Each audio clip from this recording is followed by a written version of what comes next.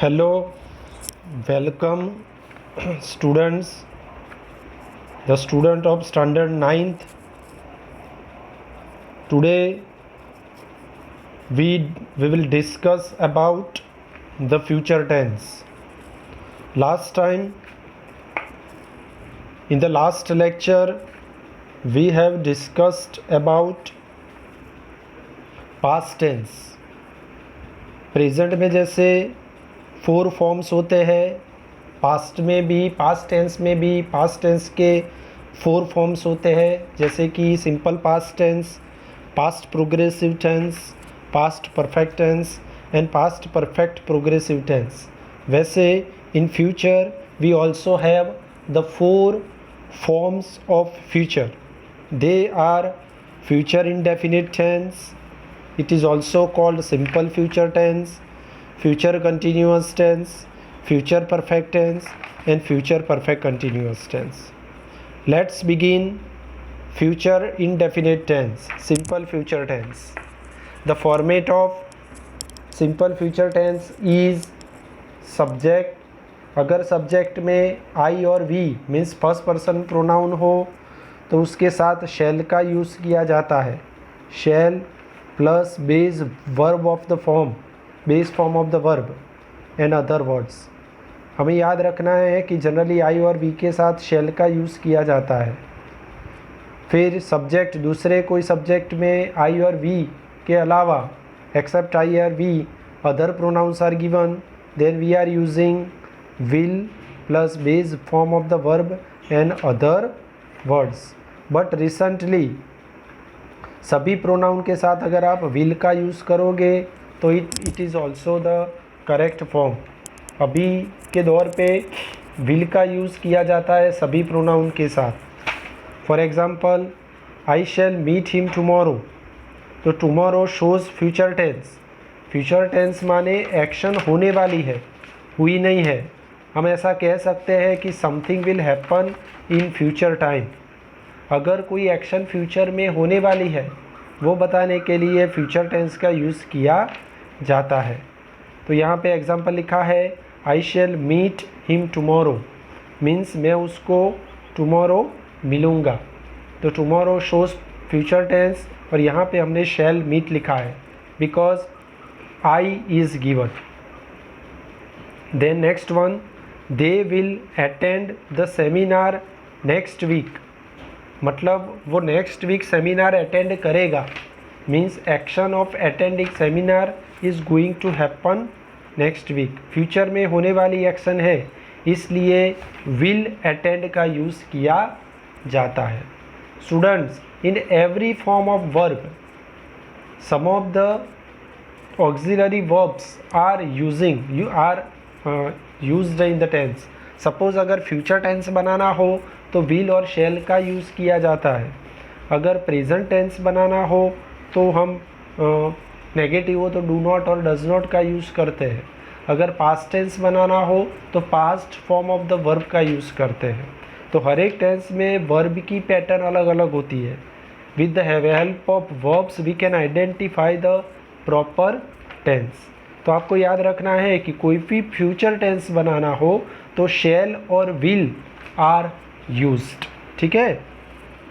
if we want to make it negative in future indefinite tense then not can be used after will or shall.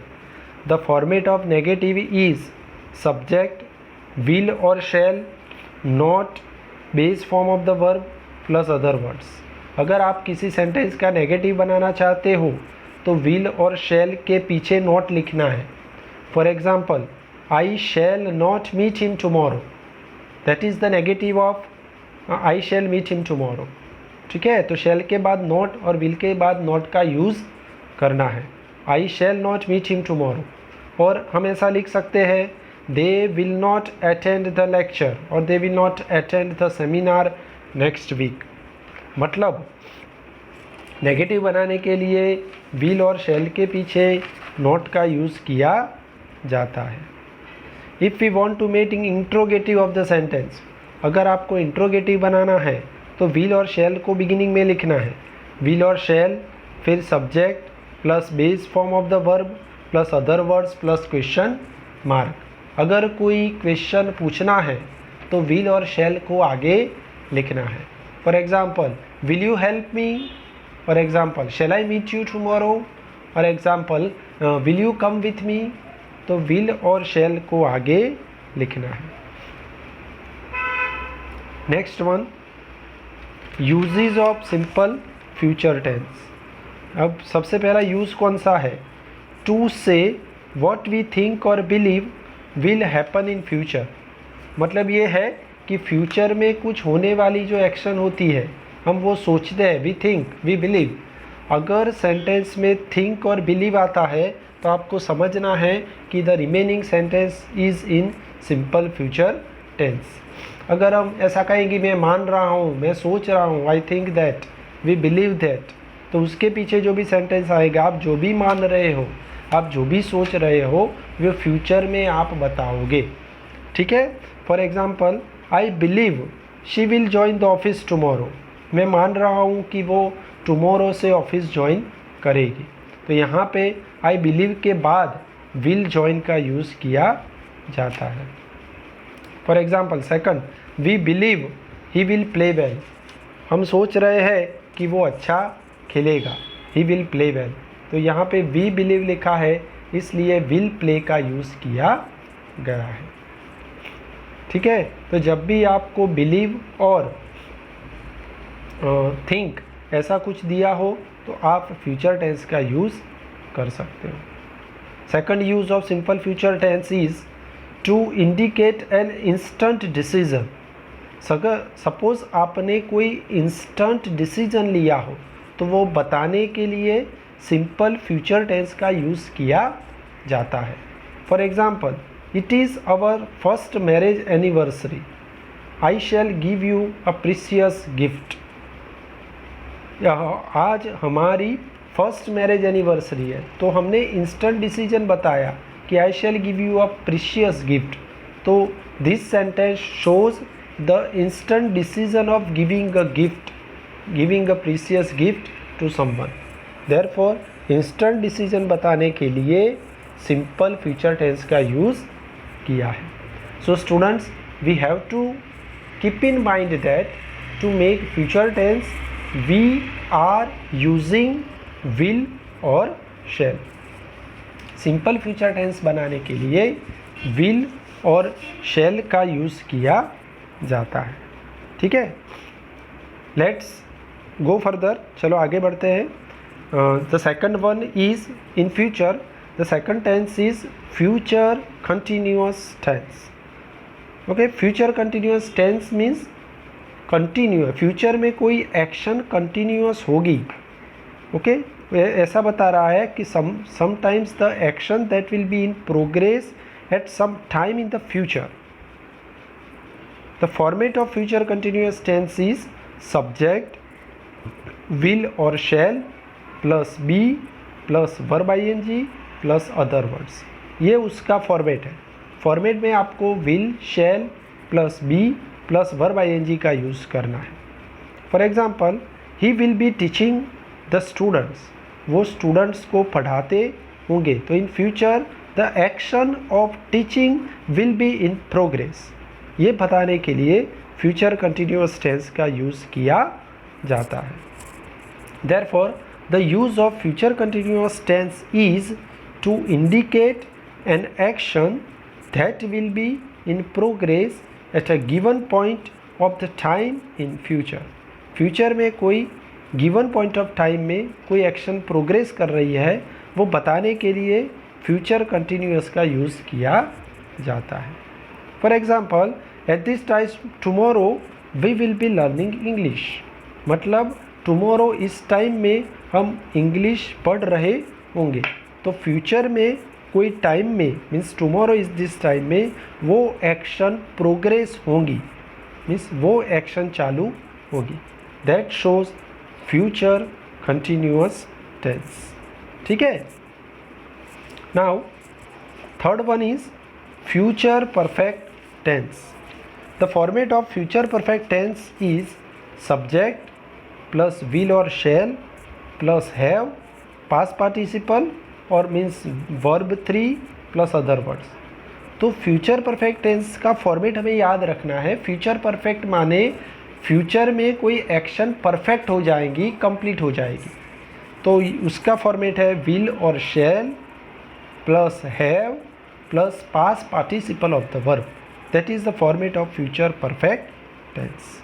For example, your exam will have been over by Tuesday, मतलब Tuesday तक आपकी exam complete हो जाएगी, over हो जाएगी। वो बताने के लिए फ्यूचर परफेक्ट टेंस का यूज़ किया जाता है। In future perfect tense what you are using, will, have plus past participle. The use of future perfect tense is to describe an action which will be completed at some point of time in the future. मतलब future में कोई point of time में वो action complete हो जाएगी, वो बताने के लिए फ्यूचर परफेक्ट टेंस का यूज़ किया जाता है। For example, I shall have reached the school before the bell rings, मतलब बेल रिंग होने से पहले मैं स्कूल में पहुंच जाऊंगा। मतलब ये हुआ कि जो action of reaching the school will be completed at some point of time in the future, मतलब बेल रिंग होने से पहले मैं स्कूल में पहुंच जाऊंगा। तो फ्यूचर में वो एक्शन क्या हो जाएगी, कंप्लीट हो जाएगी। So the students, you have to remember the format of the future perfect tense. The format is will और shall plus have plus past participle. Now we come to the last tense, the future perfect continuous tense. Okay, it is rarely asked in the examination, it is rarely used in speaking or in writing, but it is in our course, so we have to learn it, we have to study it. Future perfect continuous tense का format है, the format of this tense is subject plus will or shall, have, been, verb ing plus other words. तो इसका format ये हुआ, will और shall के साथ have, been और वर्ब ing लिखना है। For example, by next April we shall have been living for USA, we shall have been living. तो ये फ्यूचर परफेक्ट कंटिन्यूअस टेंस में विल और शैल, उसके साथ हैव, बीन और वर्ब ing का यूज़ करना है। तो शैल, हैव बीन और living, that is the verb ing. What is the use of future perfect continuous tense?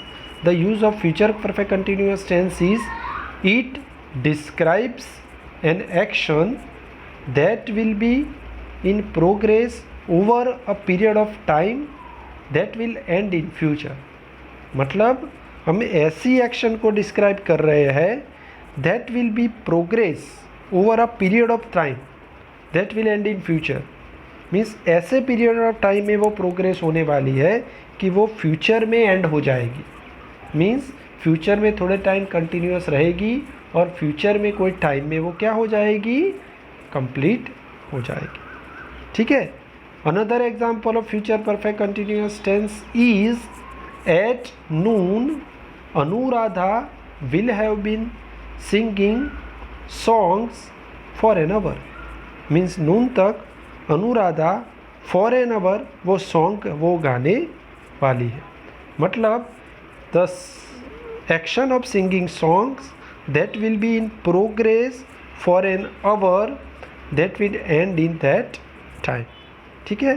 तो फ्यूचर परफेक्ट कंटिन्यूअस टेंस इस तरह से हम लिख सकते हैं।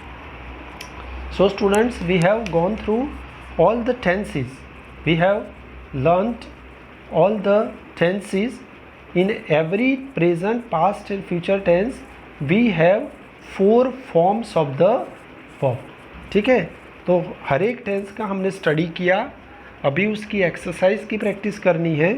एक रूल भी यहाँ पे लिखा है कि कई बार वर्ब पैटर्न में वर्ब फॉर्म की फिल इन द ब्लैंक्स जब पूछी जाती है तो इस रूल्स को भी हम फॉलो करते हैं कि विथ इन्फिनिटिव, इन्फिनिटिव माने इनफाइनाइट टू के साथ only the base form of verb is used.